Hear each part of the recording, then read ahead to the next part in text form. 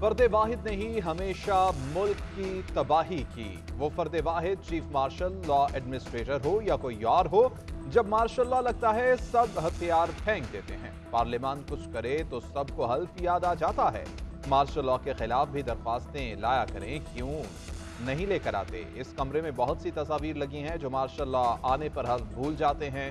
Chief justice काजी फायज ईसा के remarks, कहा जजेस ने आइन के साथ खिलवाड़ की इजाजत दी। सुप्रीम कोर्ट बार कहती थी किसी डॉक्ट्राइन की वजह से मुकदमात मुकर्रर नहीं होते। क्या डॉक्ट्राइन आइन और कानून के मुताबिक थी? मौलवी तमीजुद्दीन केस से शुरू करें या नुसरत भुट्टो केस से?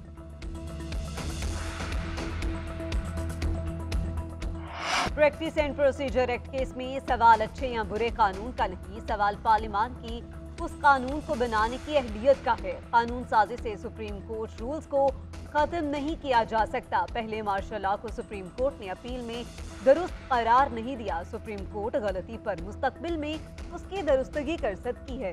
जस्टिस मुनीब अख्तर के रिमार्क्स, जस्टिस अमीनुद्दीन ने इस्तफसार किया, क्या अहलियत ना रखने के बावजूद पार्लियामेंट कानून बनाए तो उसे नीयत अच्छी होने के बिना पर दुरुस्त करार दिया जा सकता है।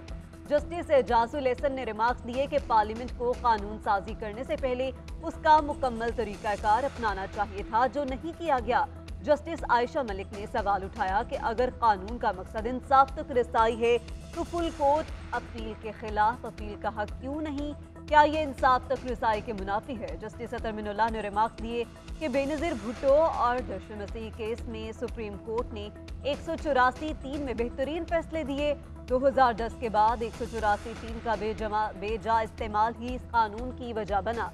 चीफ जस्टिस का आज ही मुकम्मल करने का इंदिया, कहा हमारी कोशिश है कि आज केस का इख्तिताम कर दें।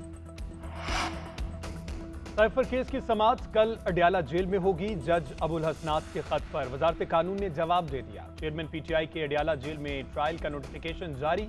जज अबुल हसनात जुल्करनैन की जानिब से चेयरमैन पीटीआई को लाहक सिक्योरिटी खदशात पर खत भी लिखा गया था।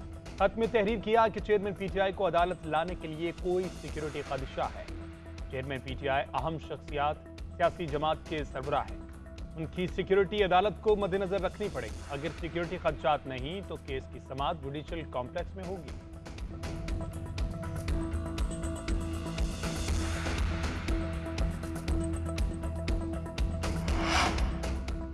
दहशतगर्दी के खिलाफ जीरो टॉलरेंस पॉलिसी जारी रहेगी। दहशतगर्दों के खिलाफ भरपूर कार्रवाइयां होंगी। कौमी क़यादत का इत्तेफाक। वज़ीर आज़म की ज़ेर सदारत नेशनल एक्शन प्लान पर अपेक्स कमेटी का इजलास।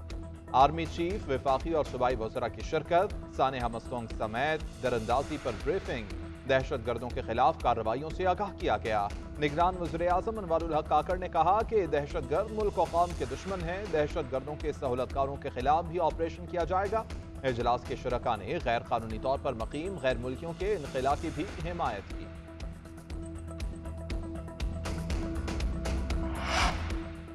नए पाकिस्तान का तजुर्बा न किया जाता तो सीपैक 2022 में मुकम्मल हो चुका होता। पाकिस्तान तरक्की की राह पर गामजन होता।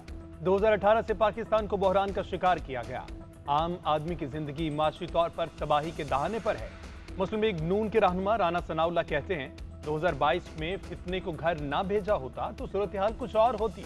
बाज लोगों ने मनफी बातों का ठेका ले रखा है, कौम को मायूस कर रहे हैं। दोबारा आजमूदा लीडर की जरूरत है। नवाज शरीफ 21 तारीख को आ रहे हैं। मीनार पाकिस्तान पर खिताब होगा। मुल्क को दोबारा तरक्की की राह पर ले जाएंगे।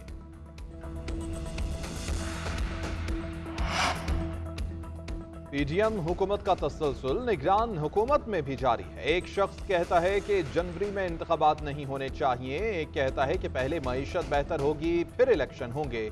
इनका प्रोग्राम लंबा है, चेयर टेकर बैठे रहेंगे। लतीफ खोसा कहते हैं कि लंदन वाले कहते हैं कि 21 को वापस आ रहे हैं। जब जलसा करते हैं तो कॉर्नर मीटिंग से भी कम अफराद होते हैं। एक गली में छोटी जलसी होती है, उसमें भी चोर चोर के नारे लगते हैं। लाहौर में एक सीट भी नहीं मिलनी। ये पाकिस्तान क्या करने आ रहे हैं?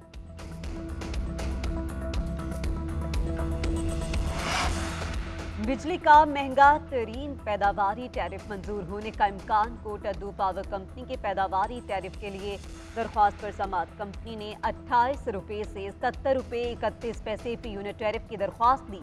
कोटद्दू पावर कंपनी 228 था 300 47 मेगावाट तक कैपेसिटी है। पेमेंट लेती है पैदावारी टैरिफ में 5 रुपए 33 पैसे तक की यूनिट कैपेसिटी पेमेंट भी शामिल। Company gas, furnace oil, diesel और LNG से बिजली पैदा करती है। IMF के बाद आलमी बैंक का भी पाकिस्तान से डू मोर का मुतालबा। गुर्बत मिटाने के लिए बेनजीर इनकम सपोर्ट प्रोग्राम नाकाफी करार। गाड़ियों की खरीदारी, अखराजात में कमी, तनख्वाह, पेंशन में इस्लाहात करने पर जोर।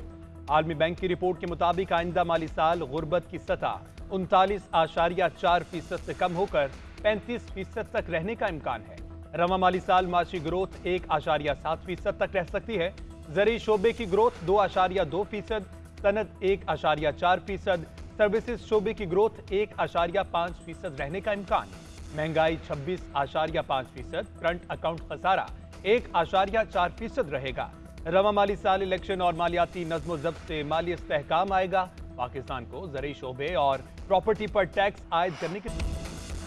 वर्ल्ड कप से कबल वार्म अप मैच में पाकिस्तान और ऑस्ट्रेलिया मदे मुकाबिल। ऑस्ट्रेलिया की टॉस जीतकर पहले बैटिंग, 2 विकेटों के नुकसान पर 120 से ज्यादा रन्स बना लिए। डेविड वार्नर 48 और मिचेल मार्श 31 रन्स बनाकर आउट हुए। दोनों विकेटें उसामा मीर ने हासिल की। मैच की कप्तानी शादाब खान के सपुर्द। बाबर आजम सिर्फ बैटिंग करेंगे। शाहीन शाह आफरीदी और फखर जमान भी प्लेइंग 11 का हिस्सा हैं।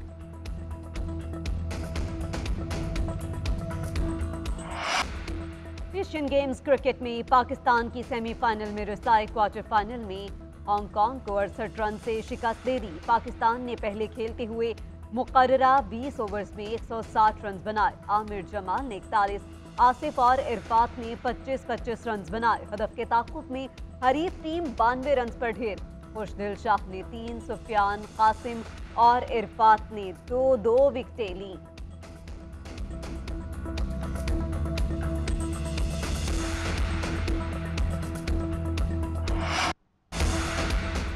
साबिक वज़ीर आला सिंध मुराद अली शाह को एहतसाब अदालत का बुलावा। नूरियाबाद पावर प्लांट रेफरेंस में 26 अक्टूबर को ज़ाती हैसियत में पेश होने की हिदायत। एहतसाब अदालत के जज मोहम्मद बशीर ने मुराद अली शाह को तलबी का नोटिस भेज दिया। तमाम रिकॉर्ड हमरा लाने की हिदायत।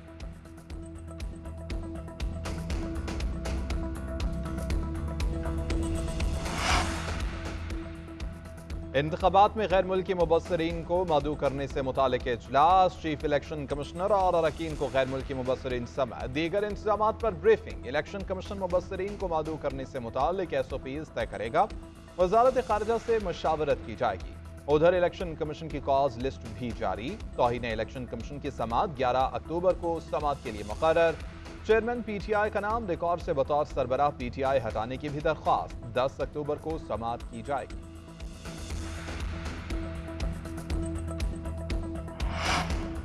वाइस एडमिरल नवीद अशरफ पाक बरिया के नए सरबराह मुकर्रर। कमान की तब्दीली 7 अक्टूबर को इस्लामाबाद में होगी। नवीद अशरफ ने 1989 में ऑपरेशंस ब्रांच में कमीशन हासिल किया। वाइस एडमिरल नवीद अशरफ को हिलाल इम्तियाज मिलिट्री और तमगा वसालत से नवाजा जा चुका है। डिप्टी नेवल चीफ एडमिन और डिप्टी प्रेसिडेंट NDU भी रहे हैं।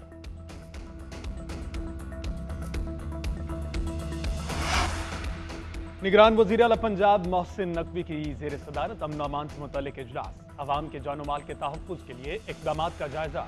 मजहब के नाम पर शरंगेजी फैलाने वाले अनासिर से आनी हाथों से निमटने का फैसला। कानून शिकन अनासिर से कोई रियायत नहीं बरती जाएगी।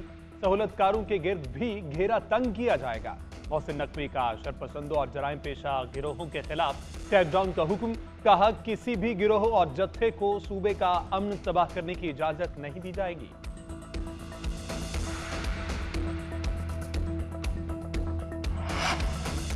लाहौर में संगदिल बाप इंसानियत भूल गया। 4 बच्चों को कत्ल करके लाशें नहर में बहा दी। पुलिस के मुताबिक मुलजिम सलीम ने 4 बच्चों के अगवा की शिकायत की थी। तफ्तीश में अगवा का ड्रॉप सीन हुआ। मुलजिम ने खुद ही बच्चों को कत्ल किया था। मकतूल बच्चों की उम्रें 2 से 12 साल के दरमियान थी। वाक़े का मुकदमा मुलजिम के खिलाफ दर्ज कर लिया गया। पुलिस की भारी नफरी की रेस्क्यू अमले के हमरा नहर में लाशों की तलाश।